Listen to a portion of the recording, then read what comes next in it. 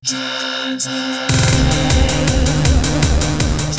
guys, we are in the basement and today we're going to do a quick John's Arcade tech video, and this video is actually going to be a follow-up to the Major Havoc Roller Controller videos that we've done before, because you see, I've been trying to get my Major Havoc Roller Controller to blink in unison with the 1-player and 2-player cone buttons. And by the way, you know, Major Havoc was designed and programmed by Owen Rubin. And Owen Rubin was, you know, a designer at Atari and programmer, you know, during the 70s and the 80s, and he was there pretty much for the entire coin-op video game revolution, and he worked on a lot of games, a lot of notable games like Space Duel and Major Havoc and Battlezone, and he's a really cool guy. And you know what? We had him, that's right, we had the creator of Major Havoc on my podcast, Arcade Outsiders, last week. And if you guys have not listened to that yet, you need to. It was episode number 29. So go to arcadeoutsiders.com, and if you guys want to learn more about Major Havoc, you got to listen to this interview. And again, that's episode 29. Go to arcadeoutsiders.com. It's a long episode. It's about 4.5 hours long. And actually, Owen was on probably the last 2 hours of the episode. So he hung out with us forever, and he was so freaking cool. So check it out. I definitely want to tell you guys about that while we're talking about Major Havoc, because I got to talk to the guy. Pretty cool, right? So anyway, in the previous videos, we were trying to get this roller controller to blink in unison with these cone buttons. And to quickly review, a dedicated Major Havoc did not have cone buttons, because this is a conversion. This used to be a Tempest, okay? And this is a Tempest conversion. Atari sold these kits to convert them into Major Havoc, and that's what I have right here. I have the original, you know, Atari conversion side art on here, and then the overlay, and then the marquee, and then the board and all that. So it was a kit they sold to convert Tempest. Now, on the dedicated Major Havocs, they didn't have cone buttons to start the game. These buttons actually serve double duty to start the game and also to do fire, jump, and shield. So these weren't blinking. What was blinking instead was the roller controller. So when the game, this is my understanding, when the game was on free play or when it was coined up, this would blink just like these do on this. So I wanted this to blink because that's how it was on the dedicated one. And most people, when they get this roller controller, and by the way, this is a mod for this game, because this game originally, the Tempest conversion for Major Havoc, you would use the spinner, the Tempest spinner, and quite frankly, it's not a great way to play Major Havoc. You have to have the roller controller, and arcadeshop.com sells this reproduction roller controller, and that's what I installed here. And I've been trying to get it to blink because I think it would be cool. And I succeeded with the help of you guys, by the way. So let me turn the lights off so you guys can really see what's going on here. So, and I'll show you guys how I did it. So, you know, I posted the last couple of videos and I had all kinds of people wanting to help out, trying to get this thing to flash. And I want to thank everybody. And I especially want to thank Ian Kellogg at the John's Arcade forums. And that's right, I have a awesome forum with awesome people in it at johnsarcade.com. Just click on forum. I mean, if you guys want to talk about arcade games, go there. I'm there all the time. Lots of cool people there all the time. There's some trading going on, stuff for sale, just talking about arcade games, looking for help. Go to johnsarcade.com. But anyway, Ian Kellogg at johnsarcade.com, the forum, he sent me a diagram and he said, hey, and by the way, other people also said you should use a MOSFET, okay? Now, admittedly, I'm not an electrical engineer. I don't even know what a MOSFET really does. It's some kind of transistor-looking thing with 3 legs.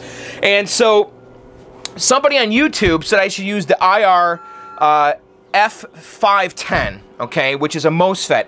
And I asked Ian about it, and he said, yeah, that probably should work. And Ian drew me this diagram right here, which is very helpful. And he said, this is how you need to hook it up, and it should blink, okay? And let me kind of show you guys. Let me open up the control panel, and we'll show you guys what's going on. It's funny how this stupid little problem here with getting it to blink has really kind of consumed me a little bit. I just really wanted it to blink. Let me open up this.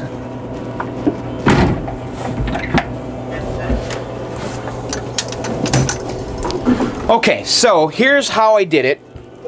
we turn the light on. So here, it's kind of crude how I have it hooked up in here, but here's the MOSFET right there, okay? And I have 3 leads going to it. So let me show you the diagram, okay? So here's the MOSFET, and the MOSFET has 3 legs, G, D, and S, which is gate, drain, and source, okay? So if you're looking at the MOSFET head on, like this, okay, that's kind of where you're looking. You can see that the back looks like that. You want to look at it like this, head on with the black part in the front, okay? And basically the legs are gate, drain, and source. So Ian's diagram that he sent me said you need to hook up the 5-volt blinking line to the gate, okay? So I came over here and I tapped into the 5-volt blinking and I ran a wire to the gate, okay, which is the one on the left. So this wire right here is the 5-volt blink. I ran that to the MOSFET, okay? And then on the drain, and if you look over here, this is the LED, okay? And so you want to run the 5-volt always on to the LED, okay, on the 1 lead, okay, because the LED's got 2 leads right here, okay? So one of them, oh, what happened here? It got disconnected. Which wire did we lose? What happened here? Moving this around, I just disconnected something. Okay, so no problem. Let me get the tripod, actually. Yeah, I kind of have the MOSFET just hanging out there. And maybe I'll try to find a better solution for making that kind of stay in there.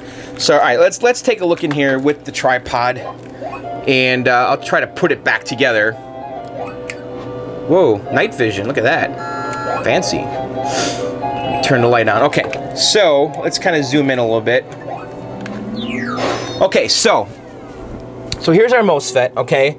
And the drain, which is the center one, okay, that goes to one of the leads of the LED. And then you want 5 volts constant on to the other lead on here. So this red wire is 5 volts constant on. Why is this all bound up? What's going on here? It's like I lost some slack. Okay, so that goes here, 5 volts constant on. It's not staying on there though. Okay, and then the ground goes to the source, which is the far right one. Are you guys following me here? So, okay, so you can see when it's all hooked up, the LED blinks, okay? Now, so let's review again. So the 5-volt blink goes to gate, which is the far left leg on the MOSFET, okay? And then the drain, the center leg, goes to the LED, and then 5 volts always on also goes to the LED. So these are your 2 LED connections right here, okay? So we've got 5 volts always on, and then drain go to the LED, okay? And then the far right leg, which is the source, goes right to ground, which I pulled off of, I tapped in here on the comb button, okay? So, is this making sense? So let me kind of show you guys where I tapped in. Okay, so the 5-volt blink, I tapped into the white wire, okay, over here. So it's the white wire on the comb button, okay, which is actually disconnected right now, okay. And then the constant 5 volts, I tapped into the red wire on the comb button right here, okay. So the white is 5-volt blink, and I tapped in there, and then the red wire here is constant 5 volts. Now this is on a Tempest, and that's only on the front comb button, okay? So the 5-volt blink, I tapped in on the white, and then I ran that to the left leg on the MOSFET, and then the ground, which I use this green wire here, I tapped into the black wire on this far left, on the top cone button, okay? And then I had to just make a wire that goes from the center leg, which is the drain, to the other leg of the LED, okay? Now, hopefully you guys understood that, but really, this ultimately is what you need to do, and I think this is pretty easy to follow. So take a look at that. Pause the video if you need to, because that's the device. And by the way, this IRF510, you can buy this at Radio Shack, okay? Now, what we have here, though, isn't entirely perfect, though. And we might be revisiting this again. I know Ian's been trying to perfect this even further, but I just wanted to give you guys an update. Because you'll notice that this is actually blinking the opposite of that. Very minor, but this is going blink, blink, blink, blink, blink, blink, instead of blink, blink, blink, okay? And if you can tell, let me turn the light off real quick.